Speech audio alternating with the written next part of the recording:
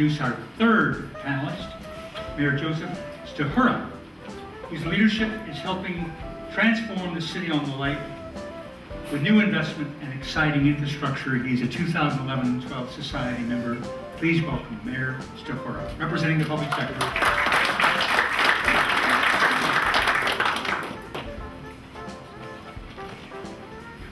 Good afternoon, everyone. I'm actually honored to be here. I will stop short of guaranteeing that a politician can stay within 8 minutes. I'd like to start off the day with what I call conflicting definitions, and I hope it's at least humorous. Of course, the online dictionary defines innovation as a new idea, a device, or a method, or an act or process of introducing new ideas, devices, or methods. You know, most of my constituents, or general public, though, tend to think that public sector is defined as a group of leaders who are incapable of innovating. And I say that in jest to kind of put you into a politician or a mayor or public sector leader's shoes. You know, the challenges we face are quite different than the public sector or the private sector. You know, first, the public perception of our sector is obviously not stellar in all cases. For the most part, our sector is mirrored in bureaucracy. And of course, our structure is slow-moving and cumbersome. And believe it or not, most of that is by design. So I say what continue to change. You know, we're often forced, because of those factors, to use the past history to forge the future. And of course, we always achieve the same results. In some cases, the legislature has hindered us rather than encouraging innovation. And briefly, I'll talk about a quick example. A few years ago, the legislature gave municipalities broad authorities to consolidate and to save money with all other public entities. And on first glance, it was a very welcome law. But the last paragraph says that all the savings that you achieve by doing that, will take it from you. Okay?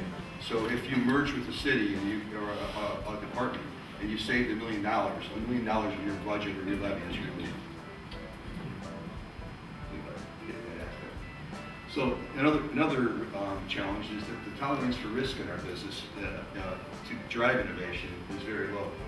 You know, part of that is because we're using taxpayer dollars. So the tolerance or acceptance of using taxpayer dollars to be creative is, of course, at least under pressure at times.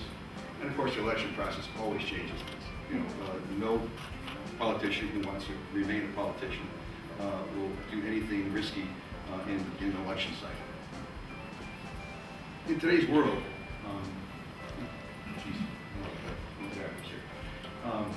you know, we're all public sector entities are facing similar issues. We have declining revenues.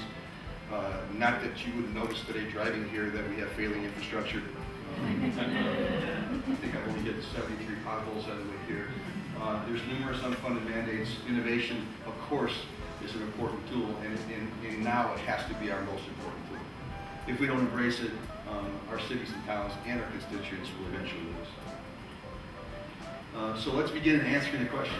You know, what will it take to encourage more, better, and faster innovation over the next decade in my world of the public sector?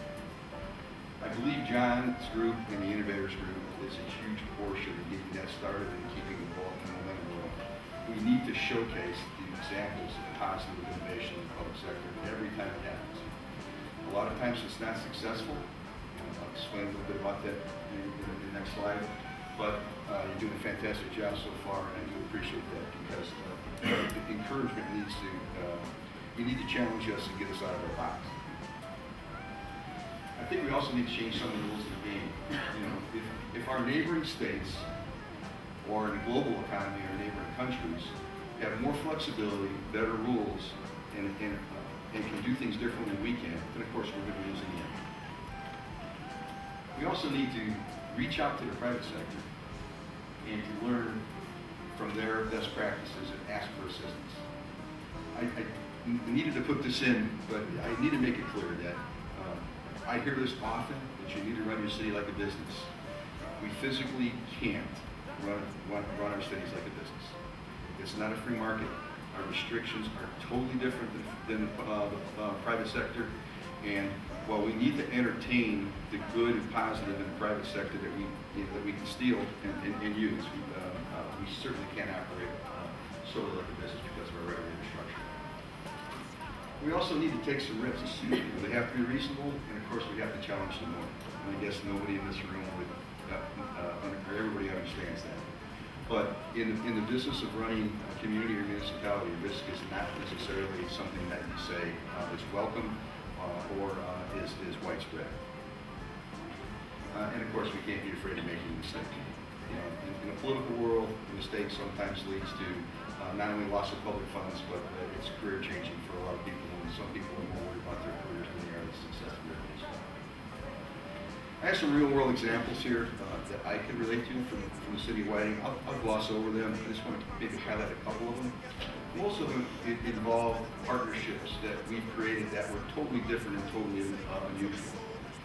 And the first one I'll talk real briefly. Hammond and Whiting now actually showcase our recreational activities by marketing them together.